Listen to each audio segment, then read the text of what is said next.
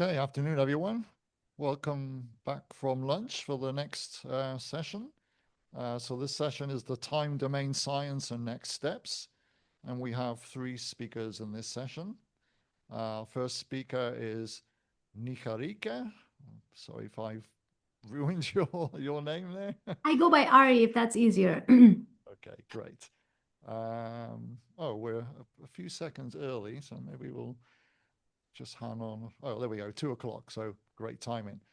So we can hear you. We can see your slides. Over to you. Thank you. So I'm not able to like get my timer, my clock to show up. So I don't know how it would it be possible to give me like a Okay, 5 minute yeah. heads up You got before yeah, you got 20 15 minutes? minutes. Oh, you got Yeah. 20 minutes. So in 15 minutes time, I'll tell you you've got 5 minutes left. Oh, I thought the 5 minutes it was for questions. I was prepping to speak for 15 minutes. You have 20 minutes in total. So you've got, Okay. yes. Okay, I guess I can describe more stuff. Okay, sorry. Yeah, all right. Sounds good. Yeah, 5 minutes would be good. So yeah, I'm getting over a respiratory infection. So if I'm a little nasally or like my throat is a little messed up, it's because of that. Should I go ahead and speak? Yeah, go ahead. Okay. All right. So, yeah, so this is some work that got published last year. So, it's not very old, but I think in terms of like the types of stuff that we implemented and the approaches we used, it's fairly novel. And I think it has a lot of promise in terms of trying to make good use of the of resources that we have available.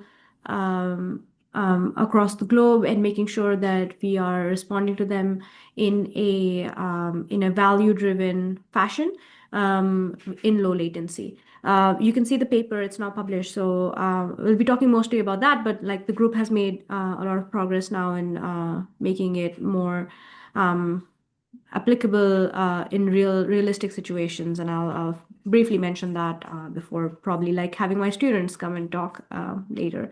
Yeah, so as another thing, yeah, I've been an assistant professor for a couple of years now. I'm at Drexel, and this is mostly work that I finished while I was still off at Caltech, but yeah, I'm going to talk about that. So essentially, I'm concerned with thinking about looking for electromagnetic counterparts to gravitational wave sources. So these are mostly things, you can see them in high energy gamma rays, but I'm thinking of the optical near infrared counterpart, which is the kilonova. So the context is about thinking how to do these searches effectively. So before I sort of look into what we did that was novel, let's just walk over how kilonova searches sort of broadly take place right now. So we're just going to go through this flowchart. And so let's imagine somewhere in the universe, right now, there is a merger of two compact objects that is occurring. And this sends out a bunch of information for our detectors to pick up. And this is what is prompt, which means we get it pretty close to the gravitational wave merger. So a lot of this is jargon from the gravitational wave community. Prompt is like all the prompt stuff like that we see the emission. So the gamma rays are any short gamma ray burst that we may see quickly after the merger, and of course then we also have the detection from the gravitational waves that will be then put out in an electronic format, and we have fairly strong dissemination mechanisms to alert the community of discoveries on the gravitational wave side and any high energy X-ray, gamma ray X-ray detections in a very short time scale. So I'm talking seconds to minutes that we will receive alerts about discoveries, and these alerts, depending on who is the originator, who's alerting us that an event took place, can have information in the alert packet that includes things like where the event took place in the sky, when was the signal detected. In the gravitational wave case, we actually get some notion of a distance via the sky map. But you have all this, like, global properties of the information that is made available to us fairly quickly, and people use all of this information to essentially look at data that surveys are gathering. So right now, mostly this is like, things like ZTF or other large networks of of surveys that are looking for transients that are changing rapidly. These are a variety of detectors. And in some cases, you actually are able to respond with a target of opportunity um, uh, set of observations. So for given the sky map or the region of localization, you can actually do additional sampling to get more data, to get finer temporal resolution for anything that may be changing rapidly in those regions. And so these anything that that requires sort of like triggering this additional follow-up, or figuring out if there are transients that are temporally and spatially coincident with the alerts that we have received from the space satellites and the gravitational wave networks. That process is fairly fast. So again, within a matter of minutes, we end up with like a good list of candidate transients that could be associated with this gravitational wave merger. And even at this step, there's a lot of automatic data reductions and culling that takes place. We have a long provenance of having good real bogus classifiers that have aided us in sort of giving us a more curated set of data to look at. But there are also additional cuts that the community often poses when they're searching for gravitational waves, in that they want to reject moving objects. They want to make sure that the alert that we received is not from a source that's old, in that we haven't seen variability very close to that location in the past. And we also want to make sure that the new transient is actually coincident spatially with the gravitational wave, and spatially and temporally. I should have probably written that. But again, once this sort of automatic culling is also fairly fast. You have algorithms to do this quite quite efficiently. And again, in the matter of seconds to minutes, we end up with a list of candidates that still cannot be ruled out as things that are unassociated with the event that's taking place. And at this stage, with those tens of events, there's a lot of effort that's spent into figuring out what's actually going on. Give me a second. I'm going to move over my uh, the Zoom window that's saying to share screen is right on top of what I want to speak. It's all right. My computer isn't responding. Okay. After you receive tens or so candidates, there are people who actually sit and they evaluate whether any of these are interesting. And this involves a lot of manual vetting procedures. So you can actually sort of compare with Gaia catalogs to reject things that are stellar objects. You may look at colors and sort of look at wise colors and estimate whether this is likely an AGN, solar system objects, things like that. They consider host any cross matches with any other surveys or any other databases out there. They keep an eye on community reports, and then they keep deciding all the time what types of data they want to collect to try to figure out which of those tens of transients that we still have could be the likely kilonova.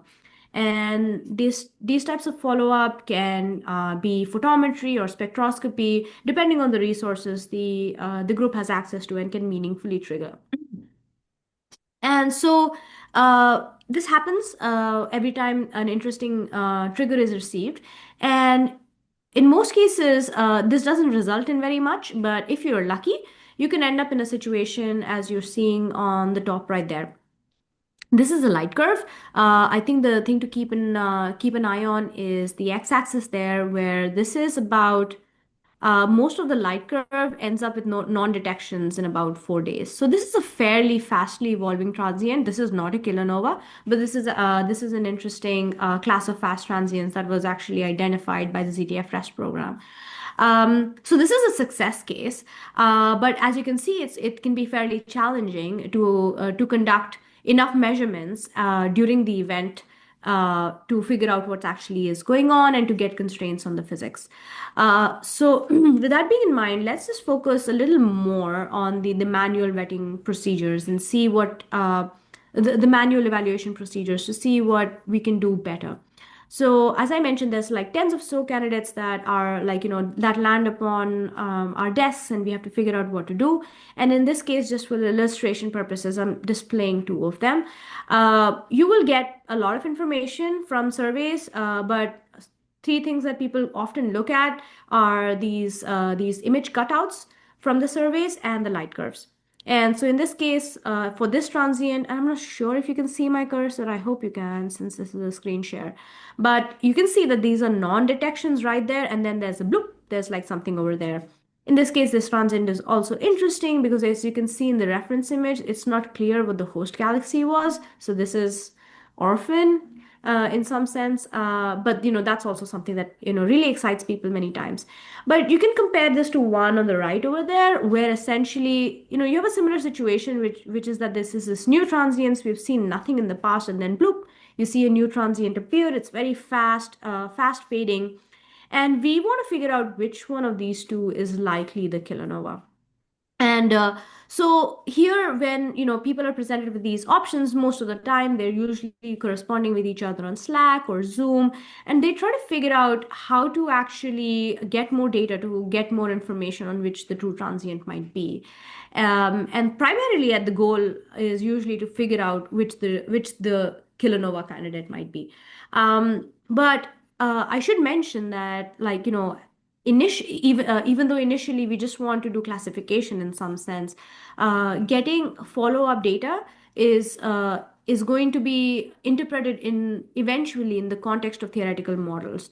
So ideally, if you want to be spending some observing budget to get more information, you may want to keep in mind the target theoretical models that you have in mind and see if those data points will actually be informative, and how much information you may have. So you may want to try to satisfy more than one goal. And I have put this in red because this is actually not feasible to do with the eye or even some back of the envelope calculations. It's just not done. And but it's a good wish list, and we should definitely not forget about it. And so another thing I want to say is that we do need follow-up data to figure out what the real transient is. People have done due diligence and trying to do coincidence searches where you look at the gravitational wave event and you just do sample studies for all the transients that may have occurred temporally and spatially coincident without any, very confident discoveries. So anything that we do need to make progress to discover new kilonovae would involve getting more data than surveys are making available. The other thing I want to say is that classifiers don't help us go all the way. Specifically, even if you receive a classification, you don't really get to know what to do uh, next. So, and I'll make this point a little more clearly later in that, like, just because you receive a confidence with probability, sorry, a classification with probability P, that, an event that you're seeing is the real kilonova, it doesn't tell you if you have to get follow up in a certain filter, at which epoch, and so on and so forth, to improve on the classification. So we do need something more. And so in thinking about replacing this process, we want to think about something that we can replace that will be free from fatigue and bias. And I'll make this point better in the next slide in terms of like data volumes that Ruben will be giving us. We also want to make sure this is possible in low latency. So we don't want to do extensive searches for possible follow-up options that cannot be completed within, several hours that we need to get the actual data triggered and received. And we also want it to be scalable. And the reason I say that is because we are both on the gravitational wave side and on the electromagnetic side, we are receiving a lot more individual alerts. And the follow-up infrastructure is not going to scale nearly as rapidly. So on each gravitational wave side and on the side of Rubin, we can imagine at least a 10 times increase in the number of individual discoveries that is being put out. And that can be exhausting because the process, as I was saying in the previous slide, can take a lot of time. And in most cases, it requires a lot of energy to figure out how to make decisions for getting data to find the true event. And so, keeping in mind all this data volume, I want to assert that I do not think that the current protocol is going to eventually get us at getting this done systematically, to get at statistics, to get large numbers of kilonovae discoveries, to look at them as a population and understand the underlying physics. I'm gonna like really change pictures to sort of like really change gears to ensure that the picture is clear in terms of what we want to solve. So very specifically, we will receive some prompt data from from the gravitational wave networks via alerts. This could include things like sky maps, some machine learning probabilities of the type of event that was occurring.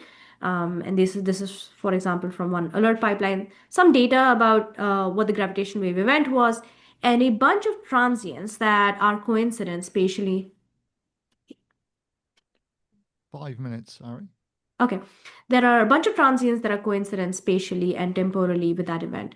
And you may have a menu of options to choose from. So you may have, for example, photometry that you can collect in several filters, and you were awarded time in an entire semester capped to a certain hours. You may have time on a dedicated resource, and you can get data points you're guaranteed some time, so you can get like one observation every single night in two filters.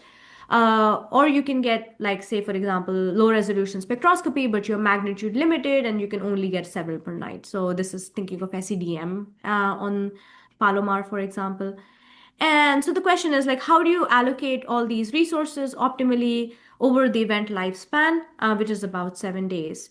And so, just to iterate that, just using ranked confidences from classifications doesn't really answer for you how to allocate this budget. Because, for example, do you mean that, if this is a list of rankings that you get, so this is my highest confidence kilonova, note that these do not have to sum to one, because the probabilities are not assigned across a set of events, it's assigned per event.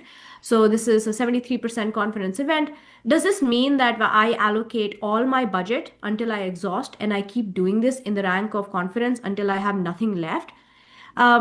You could do this, but the problem is that if you are actually wrong about your estimate at this point, you may have missed the epoch where a different event maybe would have faded below detection limits, and it would have been nice to, even though that this is not confident, to have improved your estimate here because you have additional follow-up window available for your most confident event. So, and that's exactly what I'm saying here. And so the ideal strategy of allocation is always optimal given all future allocations in any future outcome. So to make this like super clear, essentially, if you are experiencing a state of if you're experiencing some data that you're seeing right now, given all the set of things that you could do and all the associated outcomes from taking that follow-up action and so on and so forth, you want to make sure that you always select the trajectory that has the highest reward, have highest cumulative return. So, for example, in a greedy strategy like the one I was mentioning before, you select the highest classification. That is just looking at saying, okay, if I take an action on the highest confidence event, I do end up like here. But maybe this one is actually not good for you. Maybe maybe having taken action here, even though locally you will not have gotten as much return because you actually have the event folding out longer in that time scale.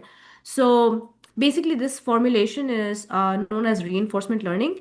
And in that, you essentially consider the full distribution of outcomes at all time steps and always choose the local action that you know will lead to the best cumulative reward over long time. And so this is the agent that actually we set up. And so we had 9 transients. Out of them, only one was the real kilonova. And we said, okay, you can get one additional data point on these on a given day, and you can repeat this. One of them is always a true kilonova, and you can get one additional data point every night for 7 days. You have to learn to make sure that you hit the right kilonova all the time. So you get a reward in the reinforcement learning language of 1 if you hit the true kilonova, or you get 0 otherwise. And so an all-knowing entity will always hit the right event and get a score of 6. A random agent who just selects things randomly will get a score of 6 over 9. And that is because there are 9 events, and if you choose like one at random over 6 time steps, it'll be 1 over 9 times 6, so it's 6 over 9. And so we actually trained a very simple reinforcement learning agent, and I'm not going to get into the details for this talk, and of course read the paper if you will. And what we found was that if this is your random agent over here, which is the 6 over 9, our agent, as it trains, it actually learns to do better. And we tested this agent against human experts who were solving the same problem, and what we found was that they actually got the agent got fairly close to the human performance. And there's some details here which again I'm not going to get into. But we also sort of like spent time to figure out where the artificial agent was doing better compared to human experts. And what we found was that you have to be very careful when you specify the reward criterion. So, for example, these are failure cases that we're examining, and in this case, the agent did not know that this is the true kilonova, and it actually ended up like putting all of its data budget on one that it didn't really care about. In the same situation, when the human was failing, actually the human was actually trying out a bunch of options. And the reason this happened was because we gave the agent no incentivization once it failed to do anything else. So once it starts like realizing it's not doing well, it gains no benefit in trying to try something else because it just doesn't know what to do. But in this, the human expert actually wants to search around a little more. And I think this is a better use of data budget. But anyway, so we learned a few takeaways that I think we can use to make the agent better. And so essentially, our group at Drexel is trying to make a realistic version of an agent for ZTF and Rubin. We're calling this Sybil. This is work still fairly in progress, so just stay tuned. But yeah, that's pretty much the scope I wanted to discuss. Thanks very much, Ari.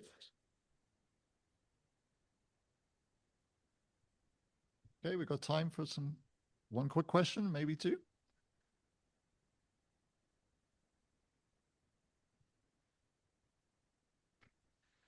Maybe I can start with a question.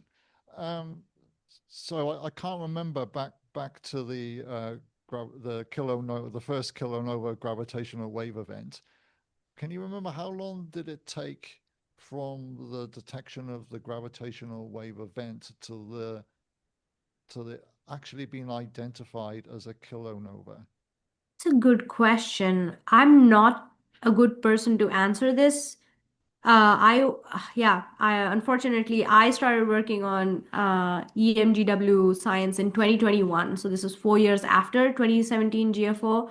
So I can't comment, unfortunately. I don't know. Maybe someone else in the community knows. I was not involved. I was still doing binary evolution. Like I hadn't even got my PhD. I was doing MESA modeling. I have no idea what happened during that time. It was something like 11 hours, but it was very complicated because they had a spike in the data that they had to clean out. And so they didn't really announce it until later.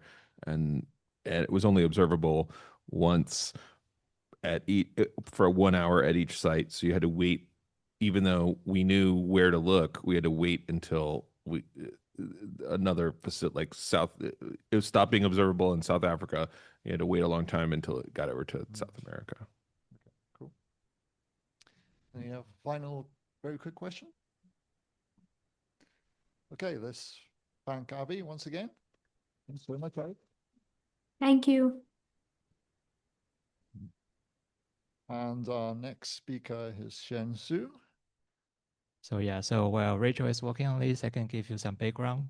So I used to be a staff astronomer at NOAA Lab and also CAIC, but recently I took a career transition.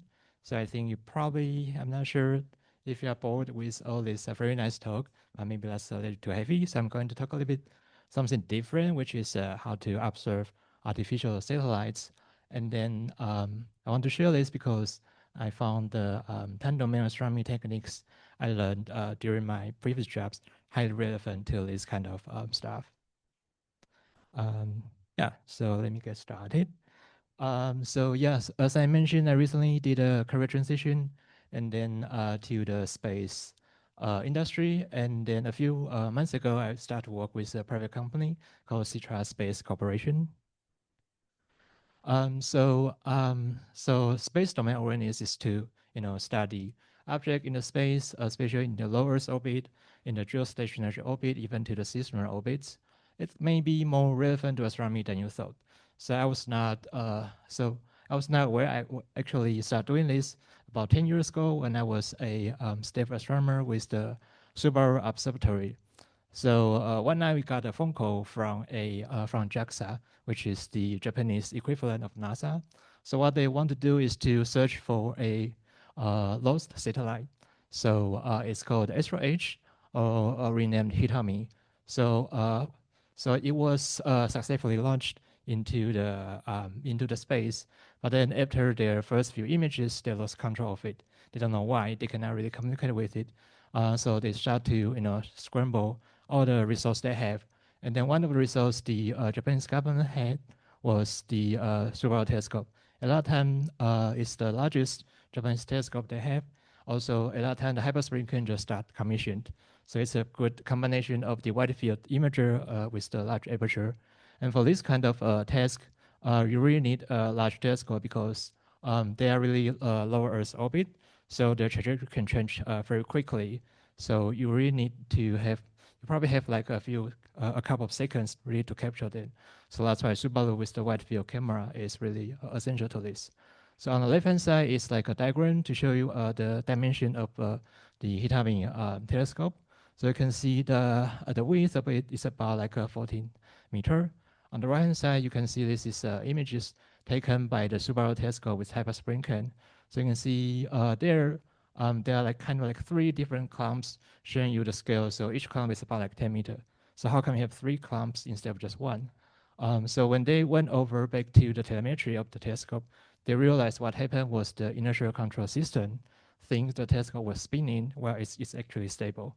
So it's did a countermeasure try to spin up, and it spins so fast, and then it even got the solar radiation pressure to push it. So the spin up so fast, it's actually break up into 3 pieces. So you see there is actually 3 different clumps. So 2 of them are believed to be the disintegrated solar panels, and 1 of them is just a telescope body.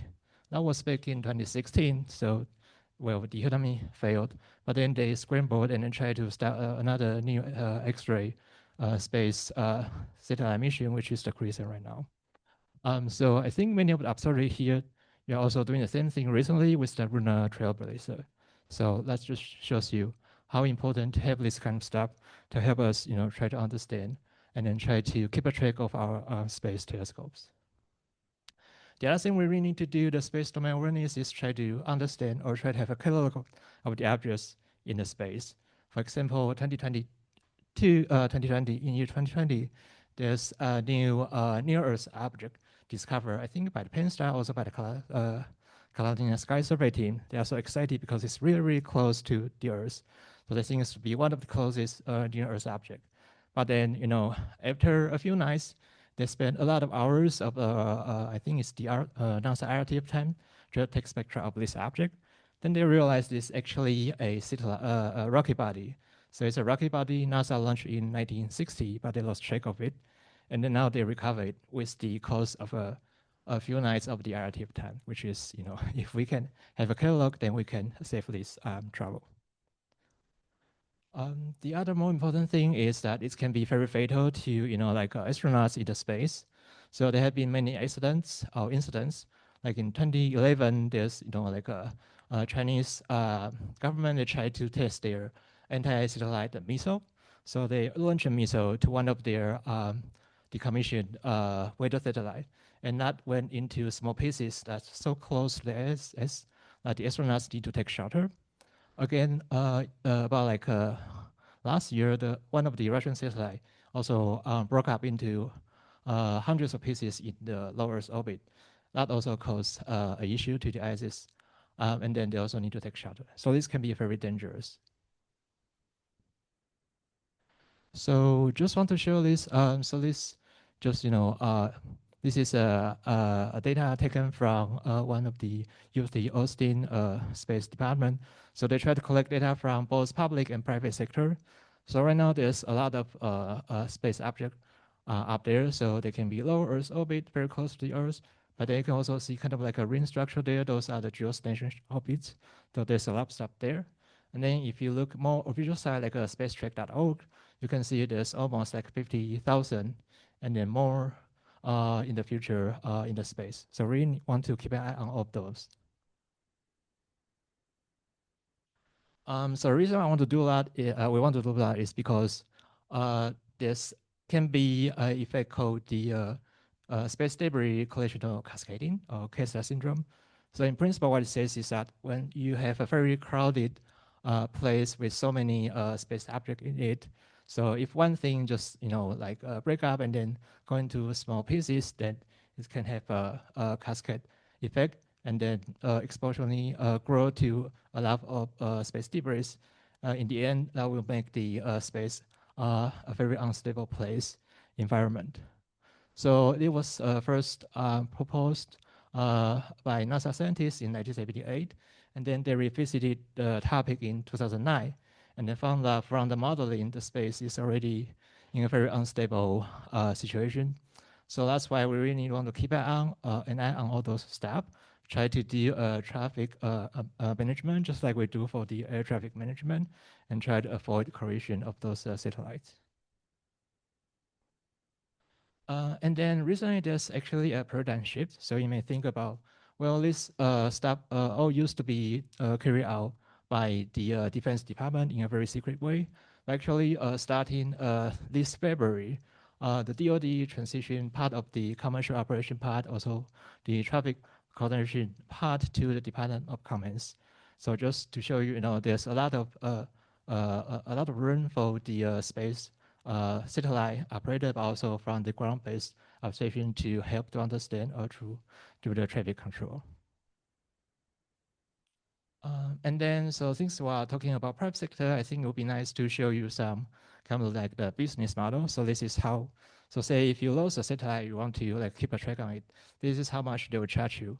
For example, the lowest tier, they are going to charge you about 90,000 per month just to keep a track of that. That's quite a lot, right? So that's why, the founder of my company, they tried to come up with a different solution to provide, a more affordable solution just with a fraction of this, kind of like a service. So the company I'm working on right now is actually funded by three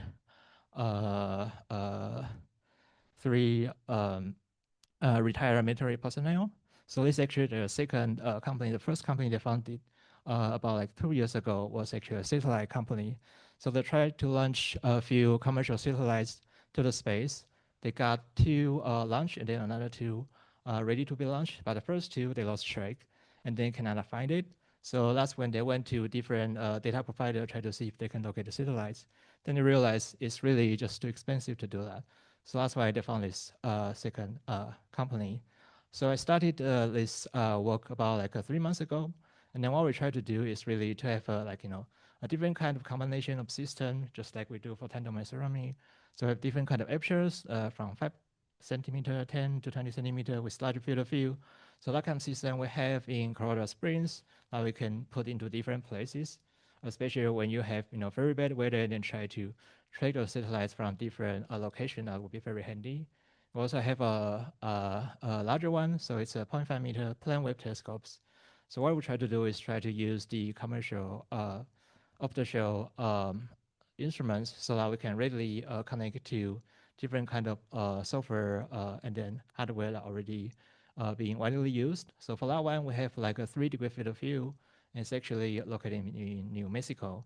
So for the telescope control and for the APIs, because I'm only just one person doing this job, I cannot really reinvent all the tools, all the wheels. So what we did is we look into open source softwares. So if you use PlaneWave, you probably know it's only work in the Windows system. So for that, we use Nina, which is open source telescope control system. And then in the back end, we use SCON to talk to the hardware. For Linux Mac system, that is for our portable system, we use the K-Stars. So it's also like a telescope control system. It also comes with very nice, scheduler to do that. In the backend, it's actually using Indy to talk to different instruments. So on the right-hand side, just shows you a screenshot of the Indy and then K-Star. So this is some of the first images we took with our system. So for this one, we try to look into something big in this space. So this is a Chinese space station. So you can see it can receive the space station pretty well. On the right-hand side, it shows you like time lapse when we check this satellite. So it's actually pretty short. So for this image, for this satellite, we have only like 2 minutes of window per night to capture it. But nevertheless, we're able to lock on it and then take an image and then see it's rotating. And then we're also good to use our wide field camera to do tracking of a lot of object in one single shot. So on the left-hand side, this is a geostationary object. So with our 8-degree field of view, we can capture about like 10 different objects in one single shot. On the right hand, so on the left-hand side is when we do satellite tracking, you can see the satellite moving pretty quick. On the right-hand side is when we lock on the satellites. So what we want to do is we can use this data to do different kind of studies of this space object. So this is taken from literature. So for example, if you have satellites and then you put it into hibernation or even decommission it, what will happen? So in this case, it's a weather satellite by NOAA. So they kind of like put into hibernation mode a few years ago. So what happened is that they are not adjusting the posture anymore, so it's not really stable. And the solar panel will collect the radiation pressure from the sun that will make the satellite spin. So what you see here on the left-hand side is that we take time series data on different nights, and on the right-hand side is when you bin the data, you'll see kind of a light curve there shows you what's the rotation period look like, and then there's different blindness shows you when the sun shines, the solar panel also different paths, so that gives you the different features, different brightness there. And then also want to do, so because there are so many space junk there, so we also want to like to do characterization, see if we take a few photometric data, can we identify which kind of space satellite it is. So it's a little bit difficult than you thought, because for a active satellite, what it would do is try to balance the solar panels always pointing to the sun. But then the satellite body or the basis will be always pointing to the Earth. So that's will give you different kind of photometric signals from the satellite bus. Nevertheless, so there were previous studies showing that even though it may have some uncertainties in the photometry, but if you take like average or median photometry, you can kind of like distinguish between kind of satellite buses or satellite manufacturers. Last but not least, so we also want to do spectral characterization. So let's give you a better idea what the underlying object it is. Left-hand side is to use slitted Gleason, so you can take data of different satellite in one single shot. On the right-hand side shows you, given all those spectra, you can actually use them to distinguish different kind of satellites. So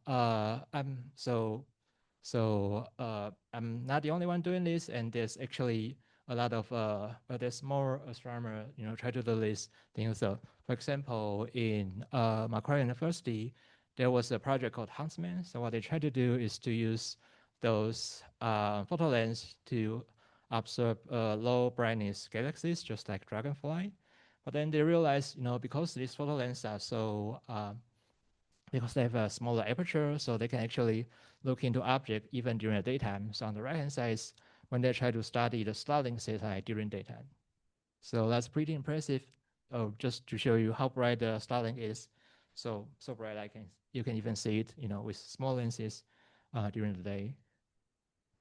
And then there was a project called Super WASP by the University of Warwick.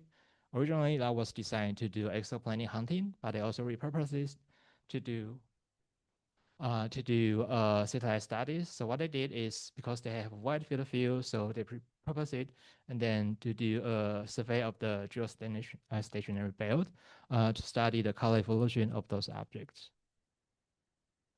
All right, so hopefully I don't, bore you, but if you are not as enthusiastic as me, and then you want to do the other way around, is try to avoid satellites. So here is how you can try to avoid them. So this has been issue, for like years. For example, in 2004, when ELMA, when it hasn't really started operation, they already foresee this can cause some issues. So they try to have a policy to avoid some of the satellites, especially this one is a radar satellite, try to monitor the weather. So this can have a very strong radio signal that even damage the ELMA receivers.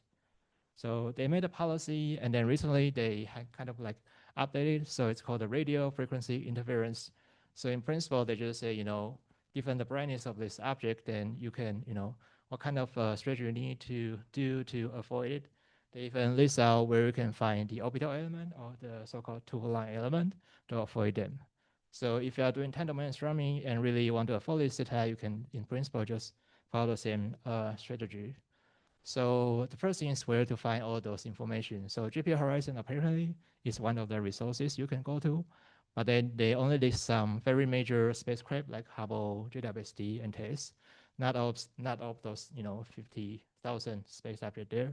One resource you can go to is called SolistTrack. The other one is spacetrack.org. So they are all public. You can go there and then you can choose from your list of objects.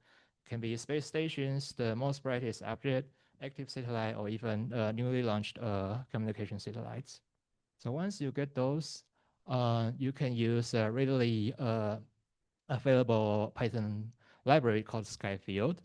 So in the interest of time, I'm not just going, I will not, go through this demo, but if you are interested, you can go to the link there. So this links to my GitHub and then shows you how, given your the location of telescope, and then given the time you want to observe, then you can say, well, I want to observe, between today and maybe in the next 2 weeks, is there going to be any satellite that, interfere with your observation? On the right-hand side, will also shows you where the satellite trajectory look like, so you can try to avoid pointing to those places. So yeah, that's all. And I'll stop here and take questions.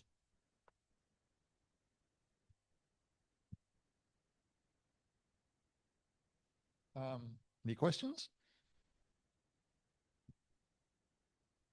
If there are no immediate questions, I wanted to mention the SAT hub that was created recently by the new IAU Center for Dark and Quiet Skies, who I believe are accumulating observations. So I think they welcome observations to be shared, and I believe they are setting up an API.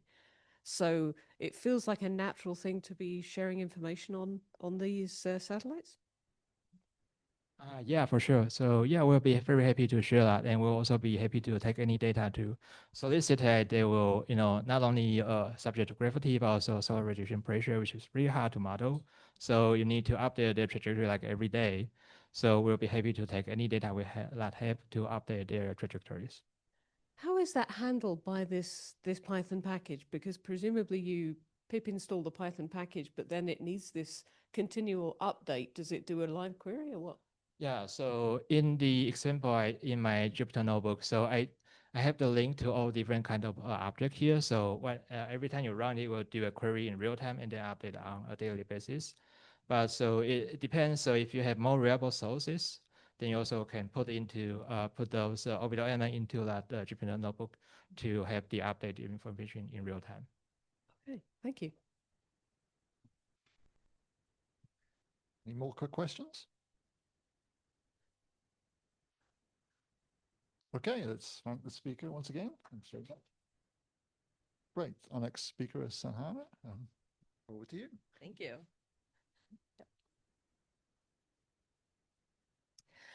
All right, so hi everyone. I'm Sahana Kumar. I'm a postdoc at the University of Virginia and last science talk of the day, so thank you so much for sticking it out. And I'm going to take us in a completely different direction than what we've been talking about recently and touch upon a wavelength regime that we haven't spent too much time at this meeting, and that is the near infrared.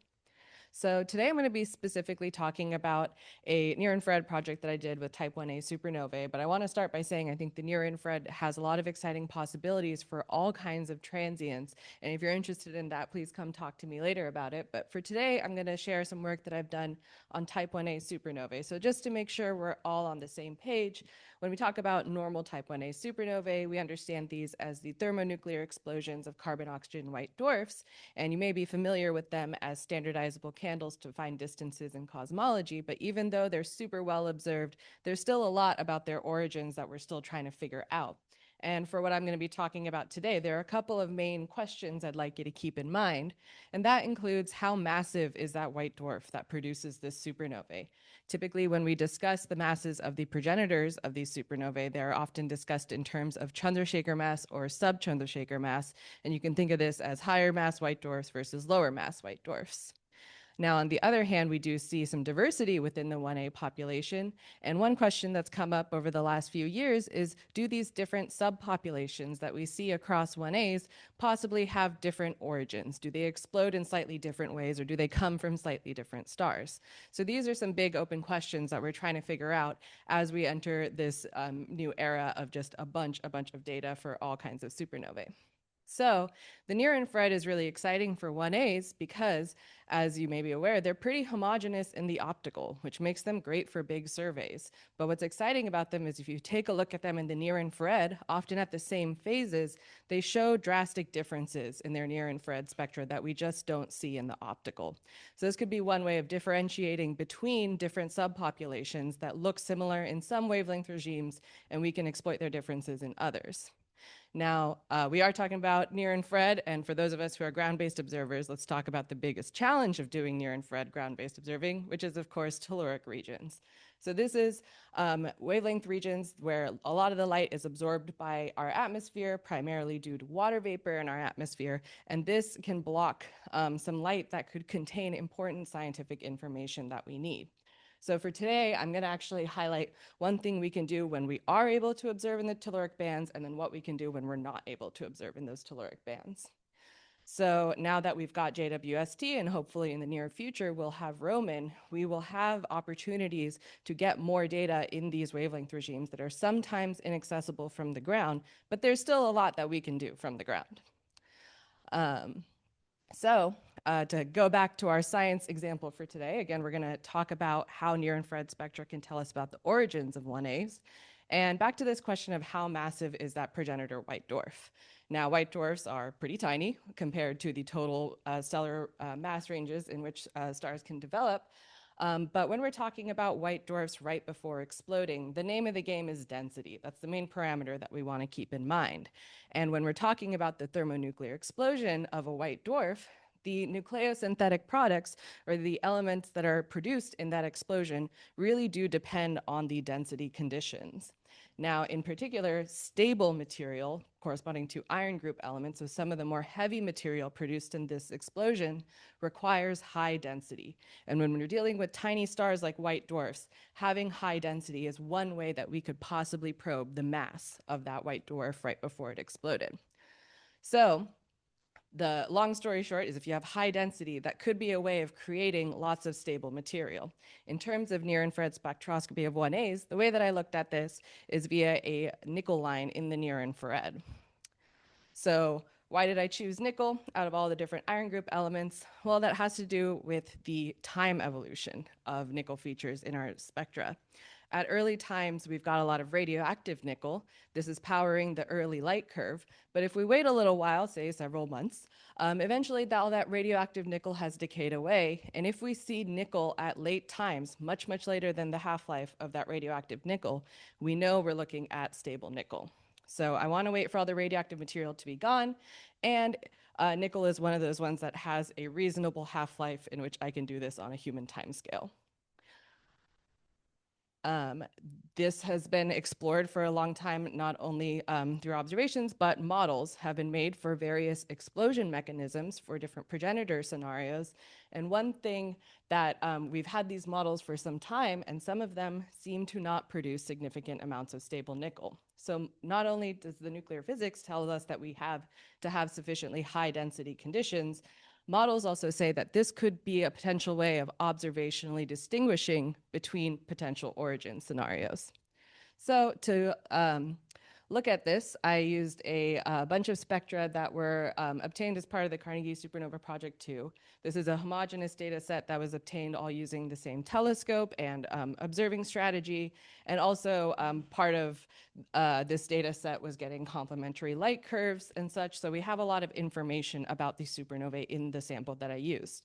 I also was able to take a little subsample of the highest signal to noise spectra. So for what I'm going to be showing next, it's just the high signal to noise subsample. And the way that I investigated the presence of this nickel line that I'm looking for is using a quantity that we call the Gaussian peak ratio. And it's just measuring the relative strength of that nickel feature relative to the rest of the emission around there. So a higher Gaussian peak ratio value means you have a stronger nickel feature. So let's jump straight into the results. So here we're seeing the strength of that nickel feature plotted over time for the high signal to noise spectra in this sample. You'll notice that we've got a little bit of color coding going on here, and I want to take a second to talk about that. So like I mentioned, the CSP2 data set where I got a lot of this spectra from has complementary photometry information. And this is important now that we've got lots of light curves coming from ZTF and other transient surveys, and now with LSST online, we need to find a way to make sure we can correlate early time photometric properties to plan our spectroscopy at later times. So with this sample that I have, the early light curve parameter that I chose is SBB, which is color stretch parameter, and basically tells you how red or blue is that object at early times and how quickly is its light curve declining. For the purposes of this plot, just think of red are the faster decliners, and then the blue and black are more normal or slightly slower declining 1As. Now, if we take a look at the individual populations here in this plot, what may have jumped out to you are these red points on the top left. These are actually some of the subluminous objects in our sample. And I call them subluminous because they are subluminous in the optical, but they're actually normal bright in the near infrared. And a lot of the way that we label subsamples of thermonuclear supernovae has to do with their optical properties. So when we're discussing these subsamples in the near infrared, sometimes the terminology can get a little confusing because this is a situation where they're not subluminous in the near infrared, but the general term we use for them is based on their optical properties. In the sample of near-infrared spectra I have, these guys are the ones that show the strongest nickel features, meaning the most prominent nickel line, and it also shows up the earliest in our sample. Now, if we take a look at the more normal 1As in our sample, they do still show nickel as well. It just takes a little bit longer. The nickel feature doesn't pop up until about 100 days later in our normal bright ones. But we do see that both the subluminous and the normal bright 1As in my sample show stable nickel. So let's break this down a little bit more. Now that I've looked at my spectra and was able to see stable nickel, what does this tell us about type 1A supernovae? So if we take a look at the line velocity for the high signal to noise spectra in our sample, we find that stable nickel is consistently detected at low velocities. So this tells us that stable material is located in the innermost region of our ejecta, corresponding to the central region, potentially of our white dwarf. Next, when nickel is detected, we also measured the line width, and the line width is consistently pretty narrow. Here's an example of one of the objects in our sample, and this line seems to stay narrow over time. What this tells us is that that stable material is confined to a narrow region in velocity space, and this can tell us something about the size of the region where we think high density conditions can occur. So going back real quick to those little red points that were on the end, the 86 G-likes. So if we put together their measurements and think about what does this tell us about the physical picture of these supernovae. So like I said, the line velocity and line width tells us the stable material is located in the innermost region and confined to that inner region. We also measure a blue shift in our 86 G-likes, and we think that this might be an opacity effect, that the optical depth is dropping faster in the outer layers of the ejecta in these 86 G-likes compared to the normal brights. And then finally, a little third bit of observational evidence that comes from previously published studies is that these objects in our samples show carbon absorption at early times. So we think this might be leftover material from the progenitor, and what this tells us is we might be dealing with an inside-out explosion. The initial ignition point was likely in the interior, because if it was at the surface, it's unlikely that we'll have surviving carbon from the initial progenitor. So if we put all of this together, all these pieces of observational evidence seem to point towards a specific progenitor and explosion mechanism. So one possibility based on our late time spectroscopy is that these 86 G-likes are the result of a higher mass white dwarf and potentially this thing called the delayed detonation scenario, which is one of those inside out explosions. But since we're at this meeting, we're excited about science, but we're also excited about what this tells us about our telescopes. And in looking at this data set, this gives us some options about how we can pursue this more in the future. So like I said, these nickel features that we see in the near infrared are narrow and at low velocities. And if you are familiar with the wavelength regimes in the near infrared, this nickel feature lies smack dab in the middle of a telluric region. So you'd either need very, very high, you need it to be redshifted completely out of the telluric region to observe it from the ground without any telluric contamination. Or better yet, don't deal with the atmosphere at all and observe this with a space telescope. Now, this does bring into the factor that these lines are narrow. So this does require slightly higher resolution spectroscopy. This is something we've looked at with JWST, the LRS modes. You can detect a nickel feature, but measuring the actual width and velocity, you get some pretty big errors. Just LRS is slightly too low resolution to get the structure of this emission line. So this tells us that we really do need to apply for something like JWST to observe this in detail.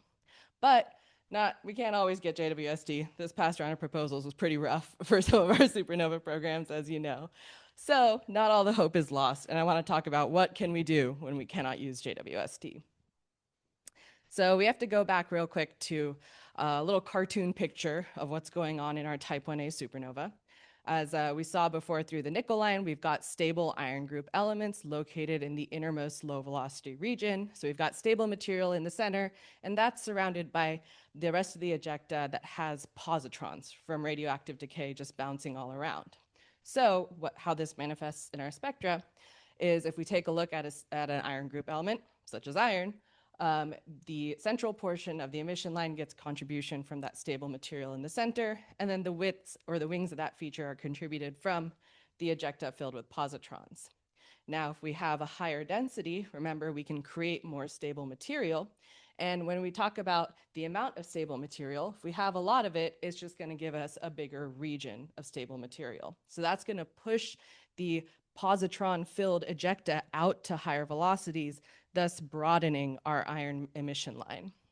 So, and then if we keep following our supernovae, eventually the ejecta will expand and cool, and as things chill out a little bit, eventually those positrons are expected to escape, and then that should make the line become narrow because those positrons are no longer injecting energy in that surrounding ejecta. So this has been modeled again for different progenitor densities and explosion mechanisms. Here I'm showing a plot that's actually a similar configuration to the Chandrasekhar mass DDT explosion scenario that I showed that could be the result of the 86G likes. So here's a comparison of, modeling that's been done for that explosion mechanism. But what's great is that once we get observations, we can then compare directly to these models and potentially constrain. So let's talk about those observations. So the one way that we can do this is to measure the total possible range that anyone could measure for the width of this iron feature. This is a bit of a, this is a method where we're not too concerned about pinning down an exact line value, but rather looking at the total range and comparing the total range of line widths across different supernovae. We want to compare the total range because we do expect some evolution over time, but we want to see if these lines stay wide and at what point do they start getting narrow. So I looked at this for a while as part of my PhD thesis, and even within a small sample of 6 nearby 1As, we do see some interesting results. One of which is that in my sample, 17 CBV, which is a supernovae many of you are probably familiar with, had much wider iron 2 lines from even earlier times. And when I'm saying early here, early in this, in this plot, but still it's like after 300 days post-explosion. So these aren't as rapid of follow-up observations as you might expect at earlier times, but there is still a bit of a time window, and we want to try to observe these things multiple times over several hundred days to see what that line width is doing. So 17 CBV has the largest line width at all time over time, so that could be telling us that perhaps it had a slightly higher mass progenitor or has a larger region of stable material. And then on the other hand, 14J is the only one in our sample that seems to start showing some narrowing in its emission, iron emission lines. So perhaps this one is starting to have its positrons escape a little bit earlier than some of the other ones in our sample. There are some logistical advantages to this method.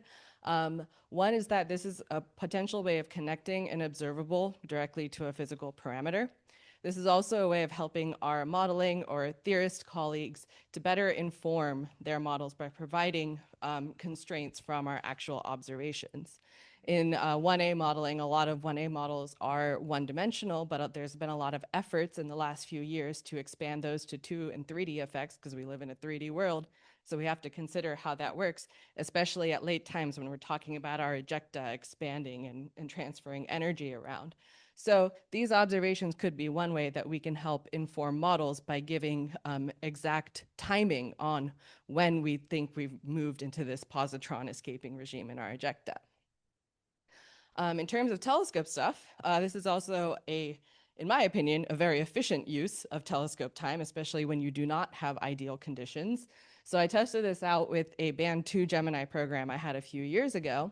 And even with band 2 conditions, you can still get a reasonable measurement of the line width. So this is a method that's kind of agnostic to your signal to noise and can be actually achieved with fairly low signal to noise or even low resolution spectra. Because again, we're just looking for the range of widths that you could measure. We're not trying to pin down an exact one. So this is a kind of observation that will be useful for filling in gaps in a queue. Clouds move in, you can't get the ideal target that you wanted. So this is a good way of a observation that can give you scientific information with less than ideal observing conditions. And so with that, to wrap up, I'd like to leave you with a sort of template observation that I've been doing for the last few years of how we can pair or how we can design a follow-up near-infrared sequence for a new 1A. So we'll start with discovery from a transient survey. Pick your favorite transient survey. You take a look at what it is, figure out what its light curve's doing over the first 20 to 30 days, and you can drive SBV, which is measured over the first 15 days post-peak brightness. So let's give ourselves 3 weeks to figure out what's going on with this supernova.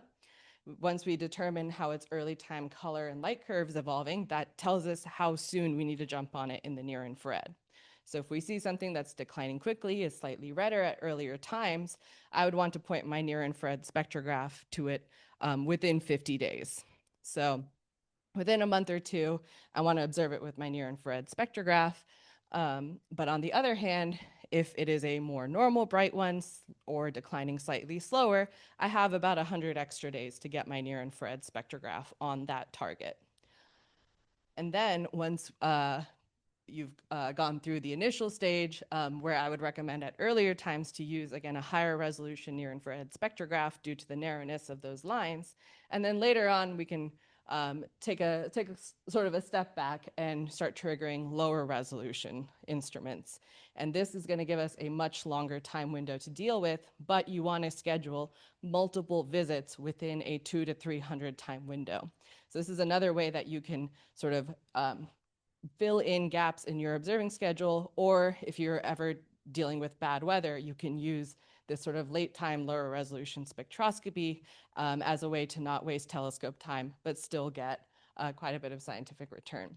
So with that, I hope I've convinced you that the near-infrared and near-infrared spectra offers some exciting new pathways forward. And even though we have to deal with things like telluric absorption and things with our atmosphere from here in the ground, I think we can actually exploit that and use that as a way to more efficiently combine ground-based and space-based observations.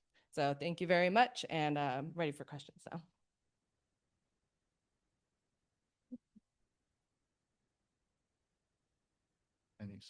Any questions for Sahana?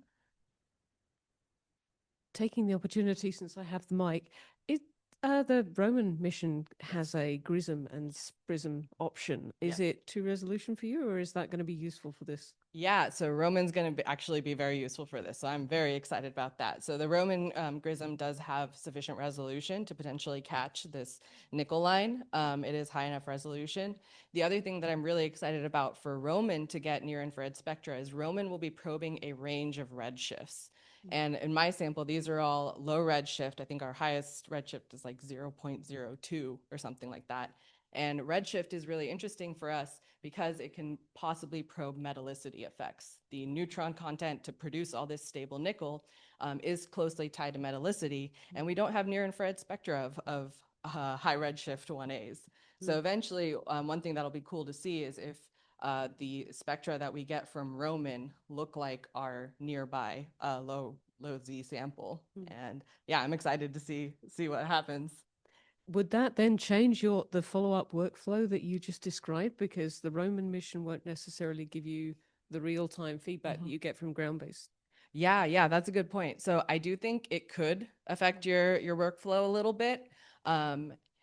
I think I would be curious to see how Roman and facilities like Rubin might work together, because I know that there's some talk about, seeing if they can observe the same like deep drilling fields or like same regions of the sky for the high latitude time domain survey. So I think it will affect this sort of workflow a little bit, but if anything, I think it'll improve it. Yeah. That's good to hear. Thank you. Any other questions for Sahana? Right at the back there. Oh. I couldn't see you because the projector's right in my eyes. So with objects like 17 CBV, you kind of have an interesting case here because that one showed in the very, very early times, days after explosion, it showed this UV excess. But then you show in the late time that it also kind of has this weird nickel property. How do you see us kind of going forward with, upcoming surveys and things like that, kind of using the full evolution of these different things, kind of the full time domain that we can use? Yeah. So that's actually something that I'm also looking forward to in the future, is when we'll finally have pretty robust data sets from explosion through late times for a number of supernovae. And I think that's going to really help us sort of disentangle some of the big questions specifically for explosion mechanisms. Especially for thermonuclear explosions, the explosion itself is going to change the composition of the ejecta, and a lot of progenitor properties are erased just from how energetic this explosion is. So one thing that I'm excited to see is if how we connect early time observations where we're seeing the outermost layers of the explosion, if the physical parameters we derive from that match what we derive from late times when we can finally see the inside of the explosion. Because it should all just be one explosion. It's all one physical system. So the early time and the late time have to agree with each other. But right now, I think the majority of our modeling and understanding is really comparing to our observations at peak brightness. So I think with having, larger data sets with more coverage in both time and wavelength, I think the real testing ground is going to be the very, very early and the very, very late time data.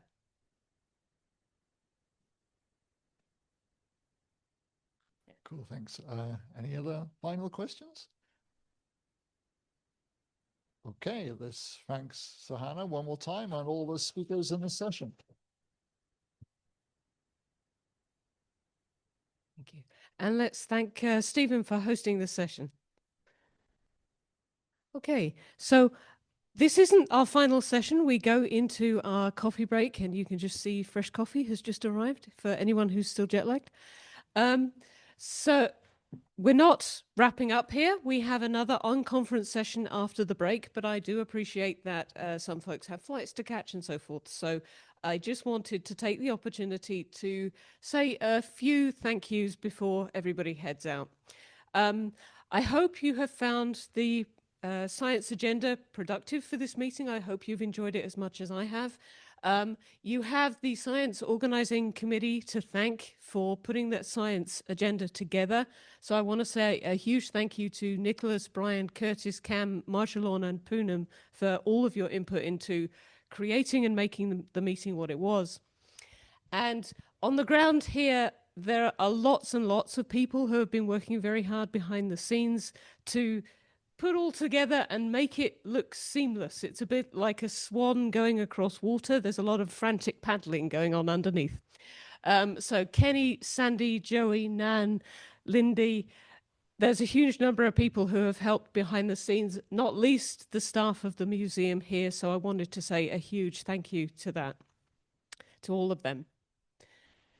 And to everybody who have attended this meeting, both in person and online, thank you for all your contributions. You have really made it a super productive meeting. It's been really, really interesting. And I look forward to continuing the conversations at future workshops.